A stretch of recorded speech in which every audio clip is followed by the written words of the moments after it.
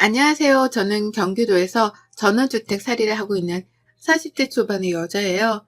늘 매해 이맘때쯤이면 꼭 제 속을 흔들어 놓던 김장, 그 김장이 올해도 아니나 다를까 저를 뒤흔들어 놨고 이렇게 사연까지 쓰도록 만들었습니다. 이제는 김치만 봐도 속이 울렁거릴 것만 같은데요. 제가 사랑하는 김치를 이대로 싫어하기만은 할 수가 없어 속이라도 풀려는 마음으로 사연을 적어봅니다. 사연 다 쓰고 시누이들한테 링크 전송도 할 거니까 댓글도 많이 좀 달아주세요. 도서가 없는 글이더라도 화가 난 며느리라는 걸 감안해 잘 읽어주시고요. 저는 이제 결혼한 지 12년 차입니다. 10년이라는 강산을 한번 넘겼으니 절대로 짧은 결혼 생활을 한 것도 아니었죠. 저희 남편은 사업을 하는 사람이지만 일이 잘 풀리지 않아 여러 개의 사업을 돌려하며 어떻게든 돈을 벌어오는 가장이었어요. 하나를 진득하게 하지 못하고 조금 돈이 벌리면 이것도 하고 저것도 해가면서 돈 나갈 구실만 만들어대는 능력 없는 사장 말이죠. 그러다 보니 정작 그 속을 들여다보면 남아있는 게 하나도 없었습니다. 무슨 사업을 또 한다면서 제 앞에서 자랑은 엄청 하는데 통장으로 들어오는 생활비는 10년 전이나 지금이나 변한 게 없었어요. 그 사이에 물가 상승한 게 얼마고 애들이 자라서 들어가는 학원비가 얼마인데 우리 남편은 그런 변화를 혼자 체감하지 못하고 사는 듯 보였죠. 문제는 그뿐만이 아니었습니다. 살다 보니 집을 팔고 전원살이를 하게 되는 날이 다 찾아오더라고요. 서울에서 비싼 아파트는 아니더라도 동네에서 멀끔하게 잘 지어져 있던 아파트에서 살아왔었거든요. 결혼하면서 남편이 70, 그리고 저희 친정에서 30 정도로 대줬던 돈으로 산 집이었습니다. 그런데 그걸 한창 아파트 값이 올라가 있던 몇 년 전에 팔아버리더라고요.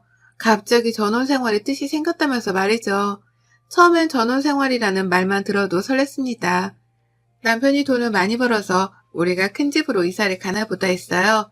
그래서 애들 교육이 걱정이 되긴 했어도 어떻게든 되겠거니 했었답니다. 근데요, 전원생활을 하러 이사를 가고 나서야 알았어요. 남편 사업이 잘 풀리지가 않아 그 대용으로 아파트를 팔아버렸다는 걸 말이죠. 남편이 사업하는 데에 돈을 쓰고 나니 남는 돈이 별로 없어서 전원생활을 시작하긴 했으나 정말 쥐꼬리만한 크기의 전원에서 살게 되었다는 걸 말입니다. 코로나만으로도 세상이 확 변했다는 느낌에 걱정이 태산이었는데 사는 집의 환경과 위치까지도 싹 다 바뀐 바람에 저는 정말 사는 데에 적응하는 걸 목표로 두며 버텼습니다. 애들도 키워야 하고 팔아버린 아파트를 아까워하면서 어떻게 우리가 다시 일어설 수 있을지 혼자 골머리를 앓아가며 남편을 지켜봤어요. 하지만 이런 제 속도 모르고 남편은 그저 또 입만 살아 사업을 벌려왔습니다. 유일하게 인정하는 건 남편의 긍정적인 입방정뿐이었네요. 어떻게든 버티다 보면 괜찮아질 거라는 말을 해가면서 저를 위로하는 그 뛰어난 말주변이었거든요. 하지만 이런 저의 어깨에 더 무거운 짐을 떠안기더라고요. 시어머니 말입니다. 가족 설명을 하려고 하니 갑자기 숨이 턱 막히는 심정인데요. 사연을 위해서 시댁 소개를 안 할래 안 할 수가 없으니 숨 한 번 꼭 참고 해보겠습니다. 저는 신우가 넷이에요. 하나도 아니고 둘도 아니고 그렇다고 셋도 아닌 넷 말이죠. 신우가 넷이나 되면 결혼 한번 고려할 법도 한데 왜 그런 집으로 시집을 갔냐고 물으신다면 이번에도 제 남편의 말주변이 크게 영향을 미쳤습니다. 무조건 누나들이랑은 부딪히지도 않게 해줄 거고 고생이란 건 절대 시키지 않을 거라고 호언장담을 하던 남편의 그 긍정적이고도 뛰어났던 말주변은 연애 때부터 시작되었었죠. 그러니 저는 남편이 나 하나만큼은 끔찍하게 생각해 주겠구나 싶어서 철석같이 믿고 결혼을 했고요. 그런데 결혼하고 나서 보니 남편의 사업부터 시작해서 시누이들의 시집살이까지 뭐 하나 결혼 전 약속대로 지켜지는 것이 한 개도 없었습니다. 정말 단 하나도 없었어요. 남편은 잘 되지도 않는 사업을 벌렸다가 무마하고 유지하며 집 밖을 겉돌았고 그러는 사이 시누이들은 미치도록 저를 찾아댔어요. 집안 행사가 있을 때에도 그렇고 걸핏하면 찾아댔습니다. 시누들은 저희 부부가 굉장히 잘 사는 줄 알거든요. 저희 남편이 그 많은 남매들 중에서 무려 막내이기까지 한데요. 막내가 사업을 한다고 하는데 이것저것 하는 게 많다고 하니 우리 시누이들은 뭐 대단한 사업가라도 되는 줄 알았나 보더라고요. 원래 사업에 대해서 잘 모르는 사람들은 사업을 한다고 하면 회사 운영을 하는 것 같은 큰 걸 상상하곤 하잖아요. 잘 모르는 사람일수록 말입니다. 그런데 저희 신우들 그리고 시부모님이 딱 그랬어요. 아는 게 하나도 없는데 막내 동생이 사업을 한다고 하니 얘가 진짜로 집안을 일으키기라도 할 상인가 보다 하며 진드기처럼 달라붙으려고 했답니다.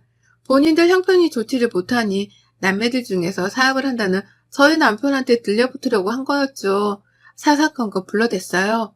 시부모님 생신 때는 두말할 것도 없이 당연하게 장남이나 막내 그리고 집안의 기둥인 저희 남편이 참석을 해야 했고 그 밖에 시부모님께 돈이 들어갈 일이 생기다면 또 당연하게 불려나갔습니다. 병원 가시는 것도 가까이 사는 신우가 한 번쯤 데려가다 병원비를 내줄 법도 하고 또 시부모님이 고기 먹고 싶다고 하면 나가서 직접 지불하고 자기 부모한테 사줄 법도 할 텐데요. 우리 신우들은 하나도 아니고 둘도 아니고 넷이나 되는 우리 신우이들은 모두 다 하나같이 당연하다는 듯 저를 찾았어요. 남편은 밖에서 사업을 하느라 바쁘고 정신이 없을 테니 집에서 가정주부로 살고 있던 저를 만만하다며 불러댄 겁니다. 늘 대신 계산을 하게 했고 당연하다는 듯이 저의 지갑을 훑어보는데 그렇게나 소름이 끼칠 수가 없었습니다. 어째 하나도 아닌 넷이나 되는 시누이들이 또 하나같이 거머리 같을까 싶어서 우습지도 않았던 거죠. 이런 집안으로 시집을 오기 쉽지 않을 텐데 귀엽고 시집을 와서 고생하며 사는 제가 애처롭기도 했고요. 하지만 무엇보다 저를 힘들게 하는 건 바로 김장철이었어요.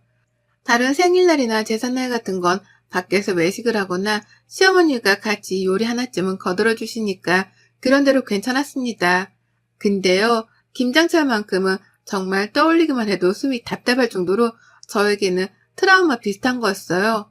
왜냐면 제가 정말 많은 김장들을 저 혼자서 담궈내야 했거든요. 그 시작은 4년 전쯤이었고요. 원래는 제가 친정에서 김치를 받아 먹었습니다. 시댁에서 시어머니랑 시누이들이 자꾸만 같이 하자고 저를 불러대는데도 저는 끝까지 친정에서 받아 먹겠다고 하면서 거절을 했어요. 시누이들도 자기 친정에서 김치를 받아 먹는데 나는 내 친정에서 김치를 받아다 먹지를 못하는 건가 싶었으니까요. 시댁 김장은 조금 짠 반면에 저희 친정은 제 입맛에 딱 맞게 김치를 만들어줘서 제가 더 선호를 하기도 했고요. 그렇게 결혼하고 4년 가까이는 저희 친정에서 받아 먹으며 김장철에 굳이 김장을 하러 시댁을 찾지 않아도 되었어요. 그러면서 한 번씩 번갈아 가며 시누이들한테 김장 좀 같이 안 한다는 이유만으로 욕을 먹기도 했지만 한 끼로 흘려드리려 노력했고요. 그러다 4년 전에 친정엄마가 돌아가셨습니다. 그로부터 제 시댁살이는 송두리째 바뀌어버렸죠. 친정엄마가 돌아가셨다는 이유만으로 시댁에서는 저를 더 적극적으로 시댁에 불러냈어요. 김장철에는 더더욱이요. 김장철이 아닐 때에는 외롭고 힘들 테니 와서 같이 밥 먹자며 불러내서 요리시키고 설거지시키며 고생은 다 시키더니만 김장철일 땐 작정을 했다는 듯 김장을 시키려고 불러내더라고요. 첫 1년째에는 시누이들도 다 같이 모여서 김장을 했습니다. 모임 장소가 시댁이었는데요. 시어머니가 전날부터 아예 자국하라면서 주말부터 저희 가족들을 다 불러내서는 시어머니 따라서 같이 장도 보고 수육 준비도 하며 잔치 준비를 하듯이 일을 했어요. 그러면 시누이들은 모든 김장할 준비가 다 끝나고 난 후에야 시댁으로 하나둘 자기 가족들을 데리고 참석을 했죠. 집안에 사람들이 빼곡하다 못해 꽉꽉 차서는 발 디딜 틈도 없었습니다. 김장을 하자고 모인 게 맞나 싶을 정도로 시누이들은 김장을 하기는커녕 관심도 가지질 않았어요. 자기 애들을 챙기질 않나, 갑자기 속이 울렁댄다면서 방 안으로 들어가 눕지를 않나 하다 손목이 아프다는 이유만으로 손 하나 까딱하지 않고 지켜만 보다가 김장이 다 끝난 후에야 수육을 먹겠다며 그 무거운 돼지고기를 손으로 직접 치켜 들어 올리는 신우도 있었습니다. 이것들이 나를 가지고 장난을 하는 건가 싶었죠. 하지만 너무 피곤하니까 어떤 말도 나오지를 않더라고요. 전날부터 시어머니 옆에서 김장을 하며 김장 준비를 했던 것만으로도 힘이 다 빠질 것 같았는데 시누이들 가족들까지 우르르 몰려와 있는 시댁 안에서 내 아이들도 챙기고 김장도 하고 또 마무리를 하는 과정부터 시작해서 수육 삶기에 설거지까지 엄청나게 방대한 양의 일들을 해내야 했다 보니 체력이 남아돌지를 않았어요. 그리고 그 후 얼마 지나지 않아서 저희가 바로 경기도로 이사를 가며 전원살이를 시작하게 되었는데요. 시누이들이 소름 끼치도록 이 말만 번갈아 하더라고요. 다음 김장은 너네 집에서 하자. 라는 말을 말이죠. 그렇게 저희 집에서는 김장이 본격화되었답니다. 시가족들이 모두 다 서울에 살고 있었는데요. 그 누구도 경기도까지 가서 김장을 하는 것에 반대를 하는 사람이 없었어요. 그 누구도 서울에 살던 집보다 더 좁고 답답한 전원주택에서 사는 걸 가지고 안쓰럽다며 위로해주는 사람 하나 없었습니다. 오히려 전과 똑같이 그 많은 자기 식구들을 모조리 데려와서는 김장을 하라 하는데 그 과정에서조차 열받는 일들이 많았네요. 또 게으름을 피우면서 겁만 도는 시누이, 자기 아이를 챙겨야만 하는 핑계를 대면서 김장을 하다 마는 시누이, 수다만 떤다고 김장을 하기는 개뿔, 폰만 잡고 있는 시누 등등 이것들은 저마다 가지고 있는 단점들을 서로 번갈아 해가면서 김장을 대충 해댔습니다. 그러니 저는 빨리 내 집안에서 내보내야 한다는 생각에 더 필사적으로 김장을 했고 그렇게 개고생을 하고 나서 보면 꼭 제가 다 김장을 해놨더라고요. 그러면 시누들은 당당하게 제가 해놓은 김장들을 챙겨가면서 다들 수고했다는 인사를 지들이 했습니다. 마치 자기들도 대단히 손을 거들어준 것 마냥 말이죠. 이것만으로도 저는 충분히 힘들었어요. 몸이 버티기 힘들었고 가뜩이나 남편이 하는 일 때문에 정신적으로도 버티기가 쉽지 않은데 김장만 하면 몸살까지 나서는 우울한 상태가 극도로 커졌죠. 그리고 바로 올해 제발 이번만큼은 어떻게 해서라도 저희 집에서 김장을 하지 않게 하려고 했습니다. 무슨 일이 있더라도 내 집에 시누이들이 우르르 몰려들어오는 그 꼴만큼은 안 보겠다며 남편한테도 몇 달 전부터 언지를 줬어요. 마누라 고생을 시키면 기분이 좋냐고 화를 내면서 말이죠. 남편도 분명 계속해서 화를 내고 힘들어하는 저를 보며 올해만큼은 김장을 시댁에서 다시 하자 하겠다며 제 편을 들어줬습니다. 그리고 저도 그런 줄 알고 이번 김장철은 아무것도 안 하려 했죠. 다만 김장을 사먹는 게 아까워서 저 혼자 우리 가족 거를 만들려고 동네 슈퍼에서 배추 10포기 정도는 사놨고요. 그런데 저번 주말을 바로 하루 앞뒀던 금요일날 남편이 예고도 없이 그러더라고요. 누나들이 집에 온다는데? 배추랑 다 샀다는데? 라고요. 이 쪼다 같은 놈이 글쎄 누나들한테 집에 오지 말란 말도 못한 채 온다는 걸 묻게 했다는 겁니다. 김장을 자기 집도 아닌 제 집에서 하겠다며 지들끼리 배추도 사서는 준비를 마쳤다고까지 했네요. 저는 김장을 할 생각이 없다고 대답을 했으나 남편은 중간에서 어쩔 줄을 몰라 했고 신우들은 한사코 고집을 부렸어요. 김장철이 다 되도록 연락도 없고 이렇다 할 답이 없길래 우리끼리 배추를 다 샀다고요. 그러니 이제 와서 취소할 생각은 말고 후딱 김장 만들고서 해산이나 하자고 말이에요. 제가 하기 싫은 티를 팍팍 내면서 거절할 수 없던 비추니 그게 기분이 나빴던지 시누이들도 화를 틱틱 내더라고요. 그러면서 김장만 만들고서 후딱 해산할 테니 자기들을 시집살이 시키는 못된 신우로 만들지 말라는 말까지 했답니다. 정말 적반하장도 이런 적반하장이 따로 없었네요. 그리고 전 결국 무능하고 줏대없는 남편 때문에 시누이들을 다시금 제 집에 들이게 되었답니다. 맘 같아서는 당장이라도 집안을 뒤집어 놔서라도 거절을 하고 싶었지만 이미 배추를 100포기나 사놨다는 시누이들의 말, 이미 김장 준비 다 해놓고 한 달 전부터 우리 집에 올 계획을 세워놓고선 약속을 비웠다는 시누들의 말에 부담감을 100kg 정도는 떠안은 채로 시누들을 집에 들이게 되었어요. 그리고 시작되었죠. 며느리만의 단독 김장 퍼포먼스가 말이에요. 다 같이 하는 줄 알았습니다. 오지 말란 티까지 냈는데 집에 오겠다고 하는 걸 보면 적어도 김장하는 걸 옆에서 도와주기라도 할 줄 알았어요. 그런데 도와주거나 도와주라는 척을 하기는 개뿔, 이것들이 작정이라도 한 듯이 김장을 안 하더라고요. 김장을 하려면 배추를 소금에 담궈놔야 하잖아요. 배추를 절이지도 않으면 그게 무슨 김치겠어요. 그런데 신우들은 새 배추를 가져와서는 저한테 소금에 절여놓으란 심부름부터 시켰어요. 신우들이 한 건 배추를 씻어주기만 한 것뿐이었고요. 그렇게 저는 얼떨결에 또 김장을 빨리 해줘야겠다는 생각 하나만으로 배추에 소금을 절이기 시작했고 그게 절여지길 기다리는 시간 동안 시누이들이 내 집안을 해집고 다니는 걸 구경해야만 했습니다. 소금 뿌리고 절여지는데 거의 6시간 정도 넘게 걸렸는데 그 과정에서 시누이들은 그냥 제가 주도하는 김장을 옆에서 깨작거리며 도와주기만 했죠. 누구 하나 그 무거운 배추들을 직접 나르거나 물기를 짜낼 생각은 안 하더라고요. 다 제가 하는 걸 구경만 하다가 한 번씩 이러다 하루 종일 김장하겠다 라는 말을 거들며 잔소리만 던질 뿐이었답니다. 거기서 저는 이미 몇 번이고 화가 나 분노가 차오르는 상태였죠. 그리고 저는 그날 밤 12시를 넘겨서야 김장을 모두 다 끝냈어요. 그 사이 무슨 일이 있었는 줄 아세요? 신우들은 절여진 배추에다가 제가 직접 만들고 섞은 김치 속으로 어떻게든 김치를 만들긴 만들었는데 지들 거 몇 포기만 만들고서는 힘들다고 하나둘 나가 떨어지더라고요. 아무도 끝까지 이 많은 배추들을 책임지고 김치로 만드는 사람은 없었습니다. 급기야 자기들은 배추를 사왔으니 김치를 담그는 노동은 제가 당연하게 해야 한다는 말까지 하면서 지들끼리 TV 앞에 가서 앉더라고요. 사오라는 말을 한 적도 없는데 지들이 멋대로 사와놓고서는 저한테 김치를 담그라 하다니 화가 나서 거칠어지는 숨소리에 괜히 걱정이 되었던지 남편은 뒤늦게야 나서서 저를 도와주긴 했어요. 하지만 김장을 담그다 보니 눈물이 차오르는 걸 어쩔 수가 없었습니다. 그리고 결국 김장을 12시가 넘겨 끝을 내고 난 후 제 집 거실에 널브러져 잠이 든 시누이들과 그 가족들을 보며 저도 모르게 결심을 했죠. 내가 지금 당장에 죽는 한이 있더라도 이것들하고는 평생 안 보기 위해서라도 쫑을 내야겠다고 말이에요. 다시는 이것들과 마주보지 말아야겠다고 말입니다.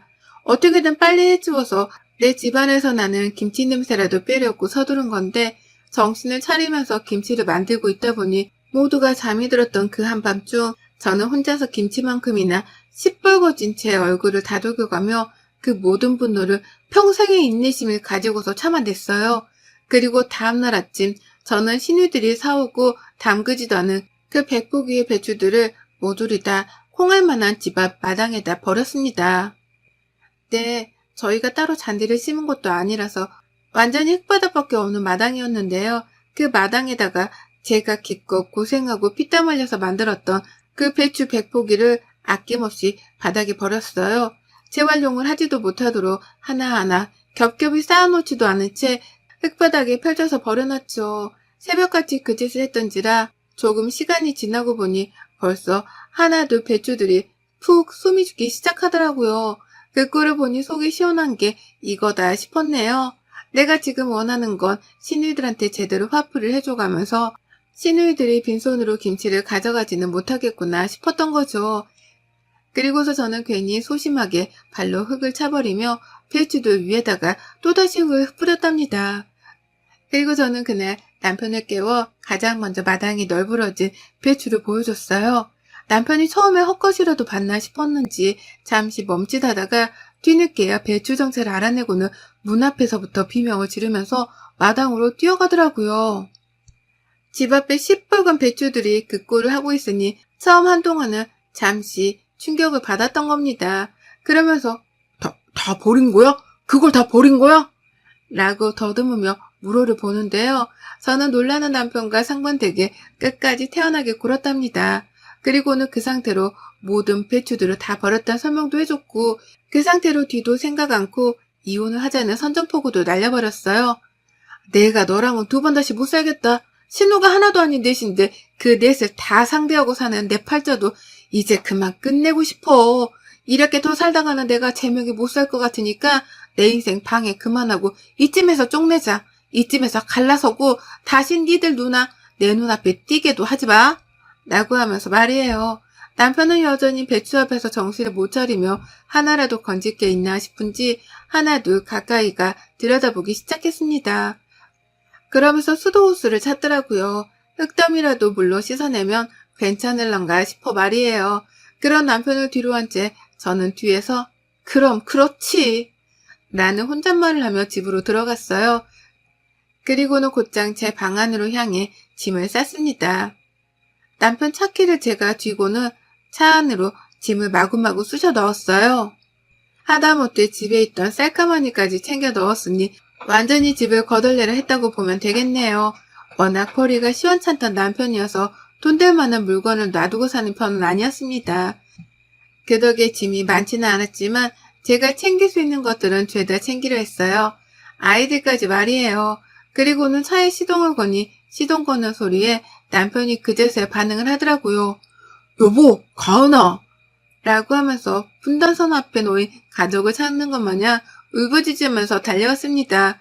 하지만 저는 이혼을 선전포고 하던 그 순간까지도 배추 걱정이나 하며 배추 앞만 서성이고 있던 남편이 괘씸해서 그 길로 시동을 걸고는 집을 도망쳐 나왔답니다. 곧장 친정으로 향했고 짐을 푸는 저를 보며 친정 부모님도 충격을 받긴 마찬가지셨어요.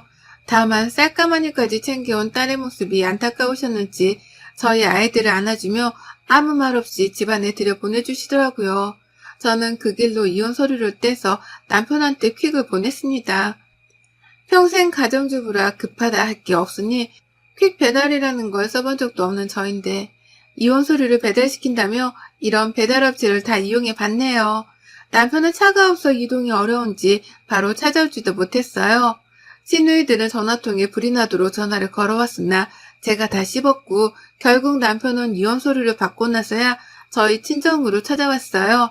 하지만 저희 부모님은 집에 들여보내주기는커녕 안 가면 경찰을 부르겠다고 으름장을 놓으셨고 남편은 결국 제 얼굴을 보지 못한 채 돌아가야 했답니다. 오늘아 택시비도 들었을 텐데 아무 소득 없이 들고 있던 이혼 서류를 그대로 들고 집에 돌아갔답니다. 저는 이혼을 해줄 때까지 남편을 보지 않겠다고 재차 선전포고를 했고 재산 분할을 위해 소송도 걸겠다고 했네요.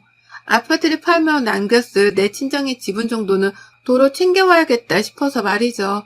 어쩌다 이렇게 괴팍하게 이혼을 하게 되었는지는 모르겠지만 남편이라는 작자한테 미련이 하나도 남지 않은 저인지라 후회 따위는 없습니다. 하나 있다면 아이들한테 상처를 준 것이겠으나 아이들한테도 이런 고모들이나 아빠랑 같이 섞여 지내느니 저랑만 사는 게 훨 이로울 거다 싶네요. 김장 덕분에 시댁 식구들은 걸러야만 하는 인간들이라는 거 오래전부터 배웠는데 이제서야 행동으로 옮겨 이혼하려 하는 저를 기특하다 칭찬해주고 싶습니다. 아직 늦지 않았으니 이제라도 정신 차리고 시댁, 아니 시누들하고는 정말 평생 쫑 낼랍니다. 여러분의 생각은 댓글로 남겨주세요. 오늘도 시청해주셔서 정말 감사합니다.